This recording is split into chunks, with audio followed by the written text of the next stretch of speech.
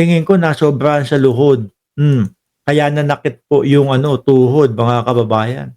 So, nasabi ko, kapag kagaling sa DDS, mga boss chief amo, sir, ay pihadong-pihado na fake news. O, tingnan nyo po ito, mga kababayan. Dumadali na naman yung mga DDS. O, may ipapakita ko sa inyo. Sino to? Duterte. Duterte din ang apelido.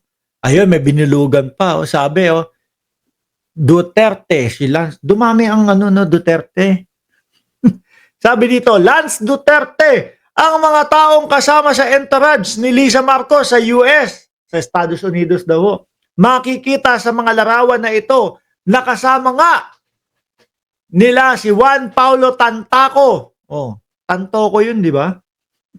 Bago maganap ang pulburon issue. At yun na nga daw po, ayan si Piolo Pascual, at yun, binilugan nila mga kababayan, para masabi na kasama talaga, di ba? Bong Alcid, suled! Binilugan nila, yan mga kababayan, tapos, ayun pa daw mga bossing. DDS to, Sabi ni Shiro Consakot, Saki, Tantaco, ibang tao yun. Ibang tao na yun. Ayan, binilugan nila mga kababayan. Kaso lang mga bossing, COO pala ng ng PAL. Ayan, tingnan nyo mga kababayan. Ito, yung taong nandoon sa likod na sinasabi na si Tantoco. Ay, Diyos ko po mga DDS. Tingnan nyo mga boss, binilugan pa. Makapanira lang, ma-connect lang kay First Lady Lisa Marcos. At ang sabi naman dito, mga boss chief amo, sir, na yung mag-asawa ay pumunta doon sa hotel ni First Lady Lisa Marcos kung saan nakabase. Tapos pagkatapos po nung dinner, umuwi na din. Bumalik na doon sa kanilang hotel at si First Lady naman po ay pumanik na din. Ayan yung yan yung binilugan niya, tapos sinabi si Tantoco daw ito, mga kababayan. COO ng PAL, naghiwa-hiwalay na sila, sabi ni Jorge Roque. Look alike daw kasi, pwede na yan, sabi ni Addictus Rex. Hindi pwedeng ganun, hindi ka pwedeng pabobo-bobo dito. Gusto mong maging vlogger, kailangan accurate yung sinasabi mo. Kailangan hindi ka magpapakalat ng fake news. Ayan talaga yun, Sabi ni Ram Bagangan, tugisin na mga yan, Sir Mark. Yung mga nasa Alpha Group daw po. Sabi ni Arlanzon, Lenny 35, sunog na sunog mga DDS, buhay pa sila pero sinusunod. Ay nako po, sandamakmak na mga fake news yan no? Kasi gusto nila dumami yung mga nakasuporta sa kanila. Gusto nila talunin ang gobyerno ng Pilipinas, talunin si Pangulong Bongbong Marcos sa pamamagitan ng pagpe-fake news. Kaso mahirap na laban ang pagpe-fake news Hindi ganun kadali yun. Di po ba? Hindi ganun kadali. Kasi ang fake news, pwede mong makalimutan agad yan. Ang totoong nangyari, nakatatak sa utak mo yan. Di ba? Nakatatak sa utak mo yan. Kasi gawa-gawa mo lang, kaya siyempre makakalimutan mo din agad.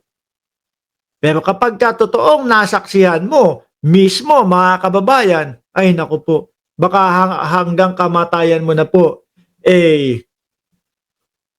nandoon pa din, naibaon mo na sa kamatayan mo yung katotohanan. Di ba? Tigilan nyo na yan, mga DDS.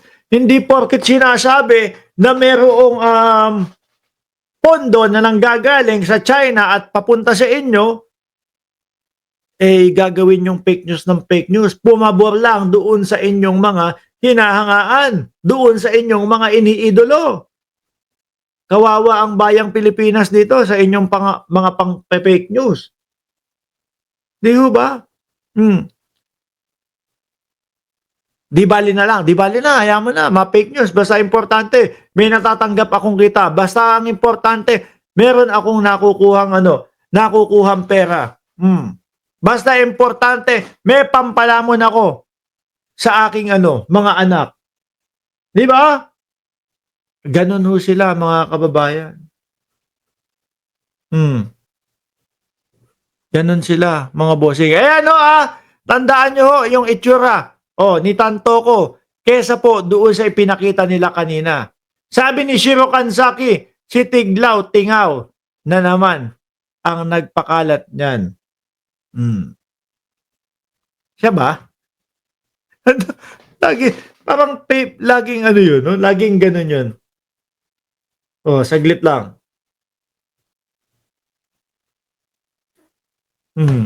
Laging ganun yun, di ba? Nagbebenta nga ng kaluluwa para sa pera. Oo, yung mga yan. Wala nang pakialam sa ating bayan. Gusto na nga ibigay sa China no? Yung ating mga teritoryo Kala nila napakagagaling nung bansang hinahangaan nila. Kala nila matibay yung gusto nilang sandalan. Isang pitik ni Trump. Tapos, sabi ni Romy Escalera Brothers, akala ko pag fake news, hinuhuli. Huwag kayong mag-alala, sir. May kalalagyan din yang mga yan. Anyway, saan na tayo? Lumipat na tayo doon sa susunod nating topic. Nako, eto. Impeachment. Ano na nangyari? Senado. Ano na? Di ba? Senado. Ano na nangyari doon sa impeachment? Ay, nako po, yung forthwith na nakasulat mismo doon sa ating sa ating konstitusyon. Mukhang yun pa yata ang hindi nyo susundin. Mahiya naman kayo sa bayang Pilipinas, no? Sabi nung isa na inaakusahan, ready po kami. Sabi naman nung nag-aakusa, ready po kami. Sabi naman po ng Senado, aaralin pa po namin. Hindi po kami ready. Pero ako ho, mga kababayan, totoo naniniwala ho talaga ako, no? Na nagmumukhang first defense ng ating vice-presidente etong mga senador ho natin. Totoo, di ba? Imbis na ho sila yung maging judge, nagmumukha silang attorney o lawyer.